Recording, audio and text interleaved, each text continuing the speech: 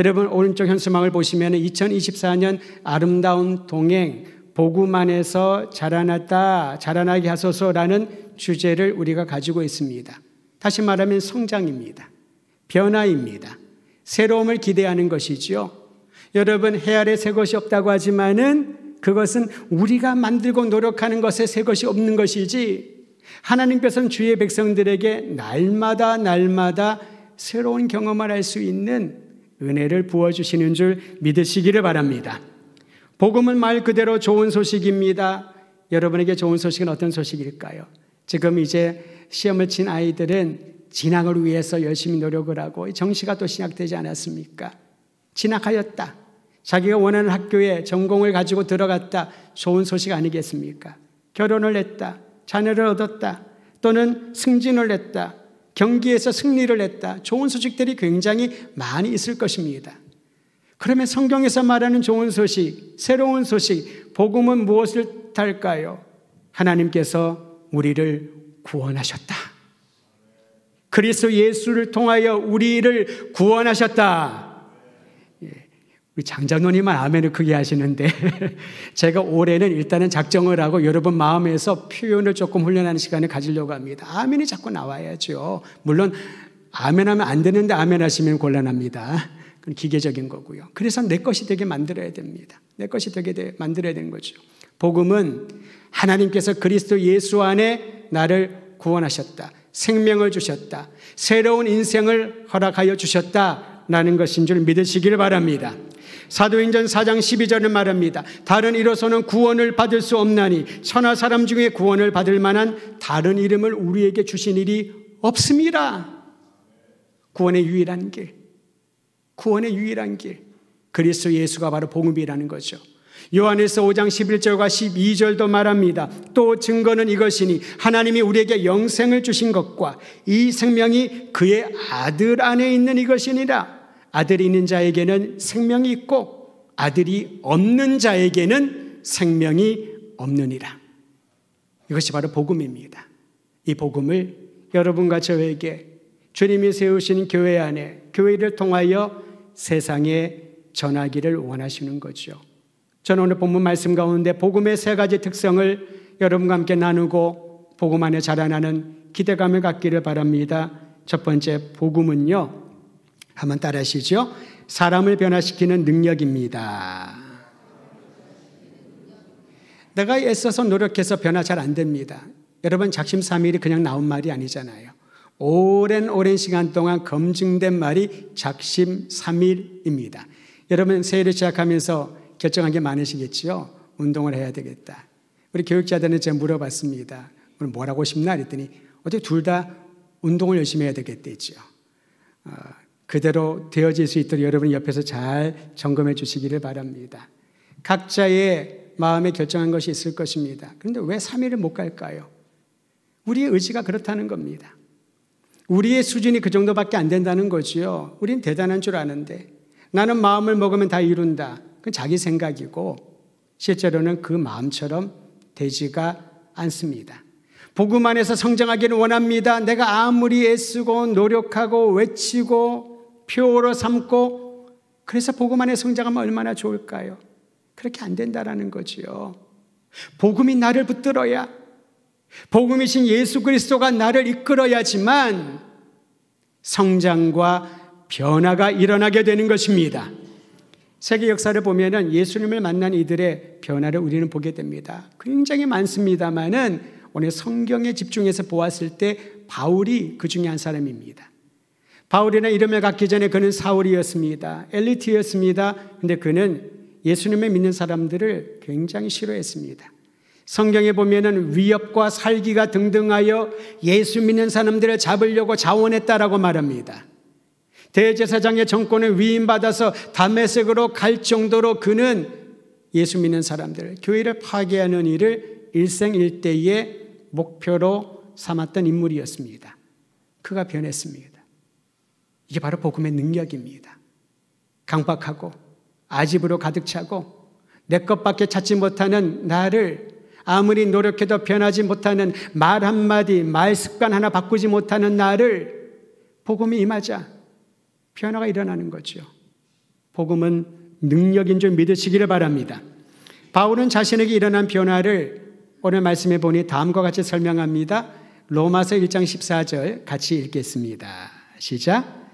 헬라인이나 야만인이나 지혜 있는 자나 어리석은 자에게 다 내가 빚진 자라. 여기서 빚진 자라고 하는 것은 채무가 있다라는 겁니다. 금전적인 채무를 지고 있으면 반드시 갚아야만 합니다. 그렇지 않으면 그대로 넘어가는 경우는 단 한 번도 없을 것입니다. 그런데 왜 바울이 이런 말을 했을까요? 엘리트 중에 엘리트였던 그가 상위 0.1%에 들어갈 만한 자격을 갖춘 바울이 왜 다 빚진 자라고? 그 대상을 보십시오. 헬라인이나 야만인이나 지혜 있는 자나 어리석은 자들에게까지. 사실 바울이 뭘 잘못했다고 그들에게 빚을 졌다라고 말할까요? 그런 마음을 갖게 된, 그런 마음의 변화를 갖게 한 것이 바로 예수님을 인격적으로 만났기 때문입니다. 예수님을 만난 이후에 그는 자신을 보게 됩니다. 지금까지 율법에 충실하였고 전문가였고 율법에 반하는 이들을 다 진멸하는 것이 하나님이 기뻐하시는 일이라고 생각을 했는데 부활하신 예수님을 빛 가운데 그가 만납니다. 변화가 일어납니다. 진정한 그리스도 메시아가 예수님인 것을 그가 알게 되면서 그 은혜로 자신이 새로운 마음을 갖게 되고 그 은혜로 새로운 인생의 목적을 발견하게 되고 그리고 나니 한 영혼을 바라보는데 사랑에 빚진 자라는 마음을 갖게 되는 것입니다. 사랑하는 성도 여러분, 예수님을 구주로 영접한 이후에 바울의 생활이 어떠했습니까? 숱한 고초를 당하지 않았습니까? 만약에 예수님을 구주로 영접한 이후에 바울이 자신의 회심을 공개적으로 얘기하지 않고 그저 마음에 품고 살았다면 그런 편안한 그리스도인으로 살았을 것입니다. 그런데 바울은 침묵하지 않았습니다. 우리는 얼마나 많은 경우에 침묵합니까? 내가 그리스도인인 것을 사람이 알지 못하게 하라. 그저 혼자 믿고 혼자 구석에서 나는 예수님을 잘 믿는데 이 믿음 잘 지켜나갈 수 있도록 자기 믿음 하나 가지고 신앙 가지고 바둥바둥거릴 때가 얼마나 많이 있습니까? 바울도 그렇게 살아도 괜찮지 않았을까요? 그는 주목받는 인물이었습니다. 유대주의자들은 그를 리더, 차기 리더로 생각하고 있었을 겁니다. 그런데 그가 예수님을 만난 이후에 선언합니다.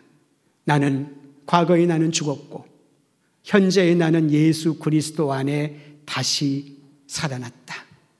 나의 모든 것들을 십자가에 못 박았다. 나는 그리스도의 사람이다 라고 그는 선언하고 거기에 머물지 않고 열방을 다니면서 복음을 전하기 시작을 하다가 고난을 겪게 된 거 아니겠습니까? 가만히 있으면은 매도 안 맞고 가만히 있었으면은 파손하는 죽음의 위기도 겪지 아니하고 가만히 있었으면 그의 인생만큼은 안전했을 텐데 왜 그랬을까요? 복음의 능력을 경험하자 변화가 일어난 것입니다. 세상에서 말하는 명성과 영예와 재물과 안전은 그의 안중에 안 보였던 것이지요. 이게 복음의 능력인 것입니다.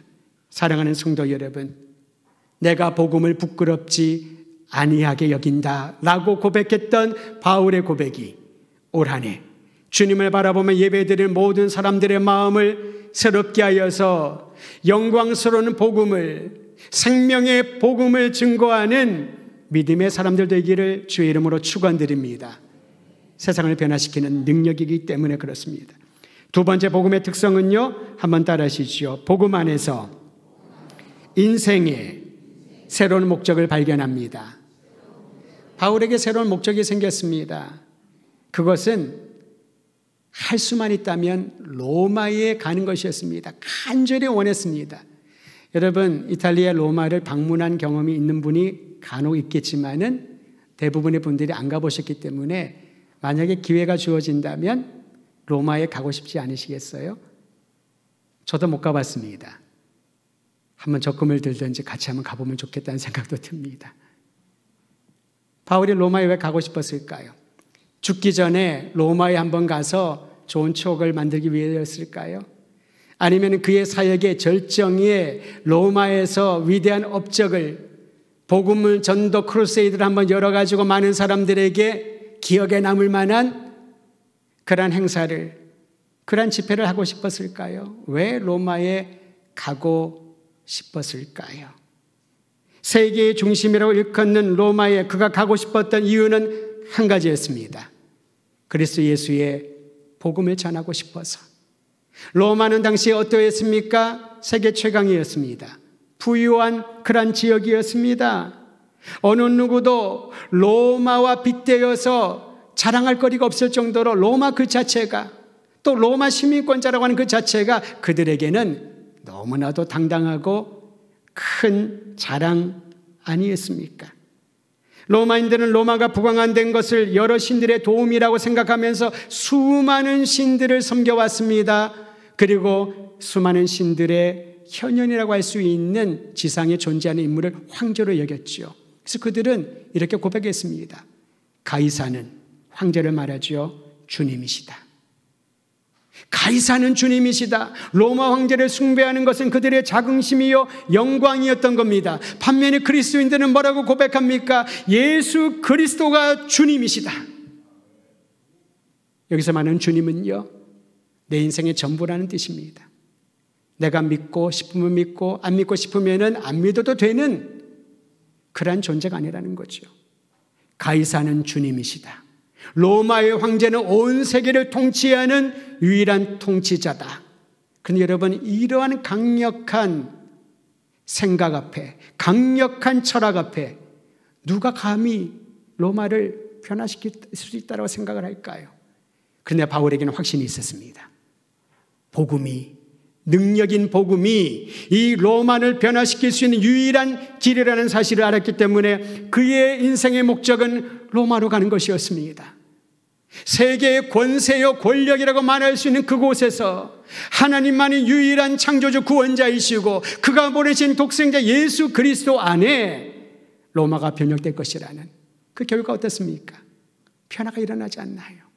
무너지지 않을 것 같은 그 거대한 성벽과 같은 로마가 그리스도 예수의 복음 앞에 녹아지고 변화되고 하나님의 영광 앞에 굴복하는 것을 보지 않았습니까? 이것이 바로 복음의 능력입니다.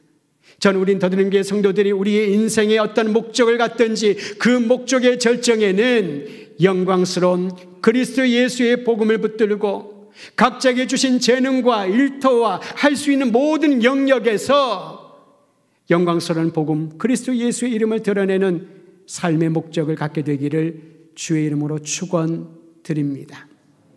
세 번째 복음의 특성은요, 의롭다 칭함받는 특권을 허락하여 주셨습니다. 로마서 1장 17절 큰 소리로 함께 읽습니다. 시작.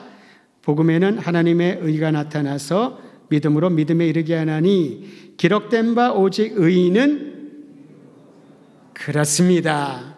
오직 의인은 믿음으로 말미암아 사는데요, 이 믿음은 어떤 믿음일까요? 우리에게 나타난 하나님의 의를 믿을 때 우리로 하여금 의인이라 칭함을 허락하여 주신다는 겁니다. 사실 아무리 보아도 여러분 아시잖아요. 자기를 자기가 잘 알지 않나요? 의롭다고 칭함받을 만한 그런 상태가 아닙니다.